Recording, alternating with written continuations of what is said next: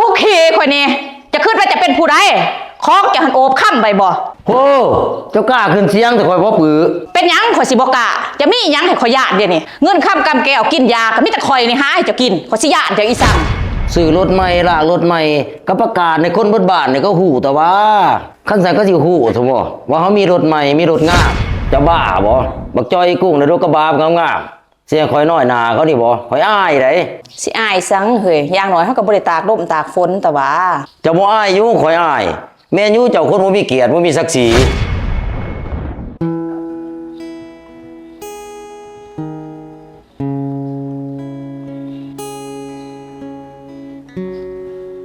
มาแต่ตายจังไดเดียวนี่สินี้เขาน้ำก็บ่แต่งเมียน่ะข่อยกินโอ้ยข่อยไปข้าวเดียวเฮ้ยข้าวบ่ข้าวควรแต่กินเมียน่ะข่อยกินก่อนแต่ว่าเจ้านี่ซัวดีเด้อเจ้านี่โอ้ยขอโทษเฮ้ยข่อยย่างไปเฮือนไอ้จอยกับสกุ่มนี่นะไปเฮ็ดอีสังได้เงินได้ค่ำบ่ไปหาเขาโอ้ยเขาซื้อรถใหม่ก็ได้ไปแสดงความยินดีนำเขาฮะบักจอยกับอีกุ้งมันซื้อรถใหม่บ่แมนงามหามึงเอ้ยสองพ่อมีอันนี้มันเฮ็ดหยังวะมันคือมาขึ้นอยู่เมือกบ้านเฮาคือบ่มีคือมันวะบ่มาได้เดือใจเด้โอ้ยสิไปอิจฉาไปหยาดเดือเขาอีสังเด้เฮ้ยเจ้าต้องมาเว้าเจ้าน่ะพาข่อยทุกข์ข่อยยากแทนที่สิพาข่อยหังข่อยมีผัดพาข่อยทุกข์เสียข่อยเฮ็ดจังไดเฮ้ยทุกมื้อนี่เขาก็หาสุดความสามารถอ่ะเจ้าก็หาซอยข่อยในติโอ้เจ้าหาว่าข่อยแห่กินน้ำเจ้าบ่นี่เจ้าซะมาควงแท้มันบุญหัวสำไรแหละที่ข่อยเอาเจ้าเป็นเมียซ้ำนี่เจ้ายังบ่มีปัญญาเลี้ยงข่อยเนาะอาจจะแม่นจะเบิดปัญญาโอ้ยจะก็เว้าให้ข่อยโพดจังไดก็อย่าบักจอยมันได้รถข่อยก็ต้องได้เฮ็ดจะได้ก็เฮ็ดซื้อให้ข่อยแซ่ขอเอาเงินมาแต่ไสเฮ้ยเพื่อนซ่านบ้านซองเด้ก็ไปจำติมีรถขี่มันก็เท่แต่ว่าโอ้ยเฮ้ยอยู่ซื่อๆก็สิมาหาหนีใส่หัวตัวเองหั่นบ่อันยังสุเทียงนะบักจอยมันได้ข่อยก็ต้องได้คันข่อยบ่ได้มันอายอดเอาก่อนซะเฮ้ยอีปีหน้าปีไหนคือสิได้อยู่ข่อยอยากได้ปีนี้อยากได้เดี๋ยวนี้มีบ่มีก็ต้องหามาให้ข่อย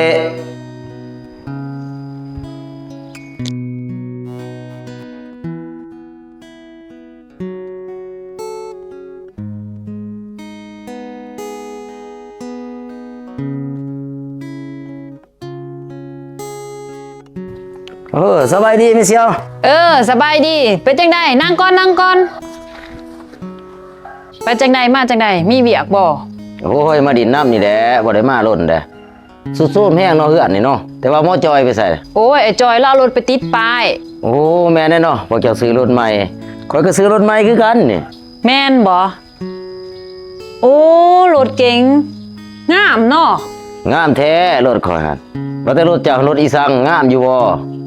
โอ้ยรถก่อนกับบาลีโวบ่งามปานใดดอกซื้อต้นหางเด้อบ่แม่กุ้งแม่นก็จังว่าไอ้จอยพวกเอาไปติดป้ายนี่ติโอ้แสดงว่ารถเจ้านี่แพงกว่ารถข่อยได้เนาะก็แพงกว่ารถเฮาหั่นแหละเนาะรถเฮารถเก๋งมือ2ของเขากับบาต้นหางแม่นถ้ามีไอ้จอยว่าสิดาวแต่ก็พอมีเงินสดอยู่ก็เลยซื้อเลยโอ้ยก็อย่าสู้สู้อ่างหลายเถาะข่อยก็ซื้อได้คือกันซ้ำหั่นหั่นไปเงื้อไอ้เป้งแล้วเป็นอีสังอันจะแม่นสาดกูเรือมองทกใจยังมันสาดกูอายเด้ซื้อรถก็ซื้อรถตายอันเป็นยังมึงซื้อรถดีๆให้ข่อยเอาเงินเฮามีซ้ำนั่นเฮ้ยแต่หันก็ยังยืมเข้ามาใส่ก็เทิดมันได้ยืมเนี่ยก็ยืมให้มาได้ใครงามๆแพงๆแต่ว่าเจ้านี่ก็ป้าโพดโพอีดีสมองเจ้าหันมีอยู่ว่าสมองหันโอ้ยก็บอกมวนๆน้ำข่อยแน่เฮ้ยอันมันเป็นตายข่อยเว้าดีนำอยู่ว่าปึกๆคือเจ้าหันแทนที่ที่ข่อยมีความสุขประเดี๋ยวข่อยอับอายเฮ็ดให้ข่อยเดือใจคือจังซี่แล้วนี่อายบ่อายเขาบ่รถเขางามกว่านี่รถเขาก็บาดีโวต้นหางนี่ไม่เบี่ยมบัดรถตู้เพราะว่ารถเก๋งมือ2คันถึกๆอาจจะเป็นซาดจะบ่มีปัญญาเฮ็ดให้ข่อยมีความสุขเนาะเฮ้ยสรุปแล้วเฮาผิดบ่นี่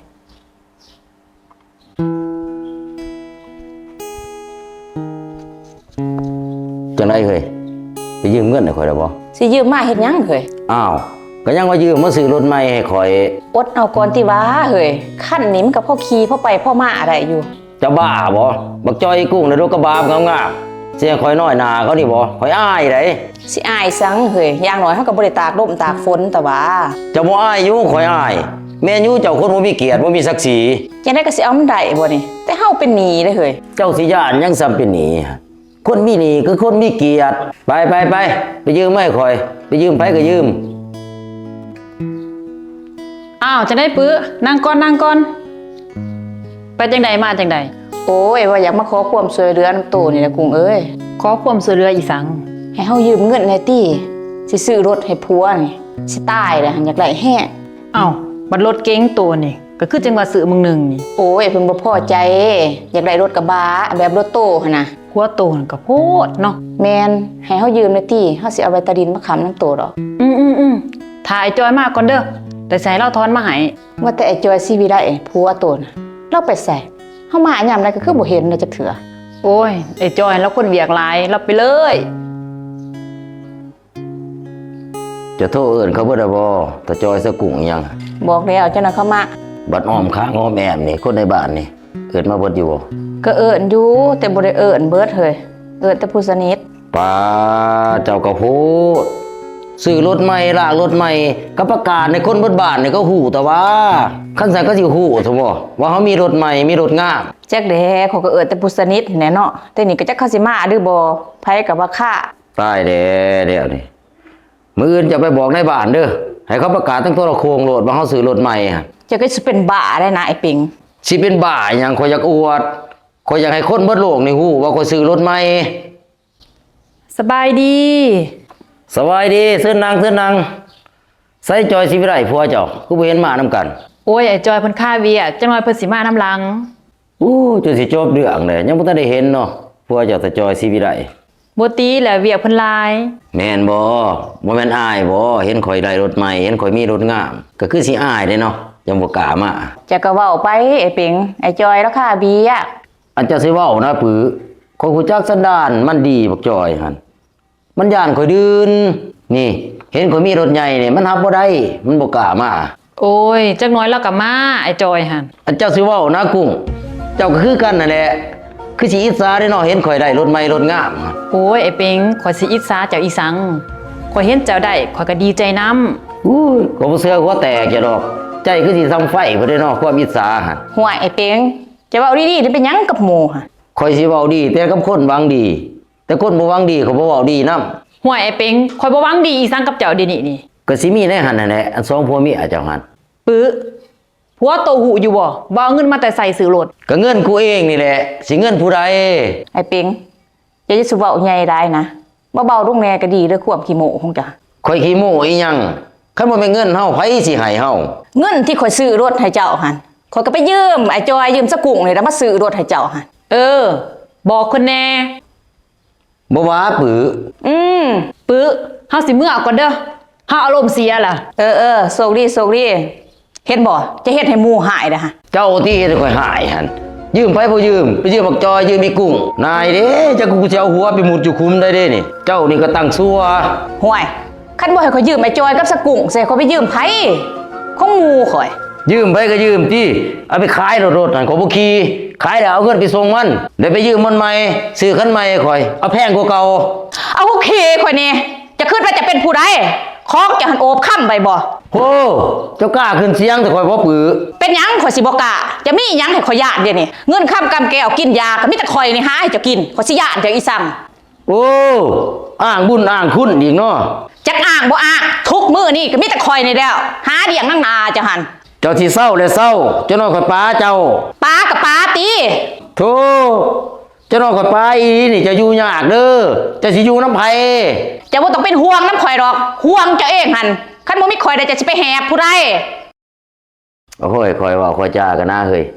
จะไหนกับผัวเมียมันตัดกันบ่ขาดดอก เป็นหยังสิบ่ขาดคันมันบ่ขาดมันสิมีพอห่างไม่ห่างบ่ โอ้ยนะใจเย็นนะเฮ้ยข่อยเว้าข่อยจ้ากัน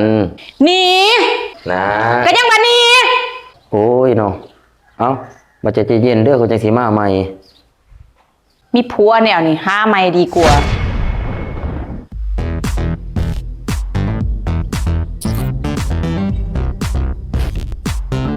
เอาจังได้ไอ้จอยเอานางก่อน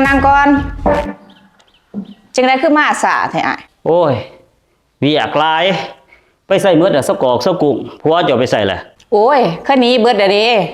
มันจบเรื่องเดี๋ยวจะมาสาโพดอ้าย โอ้ยเนาะสองเรื่องนี่เด้มาบ่ทันหมู่นี่จบเรื่องก่อนตะนายเนาะกลับก่อนสั่น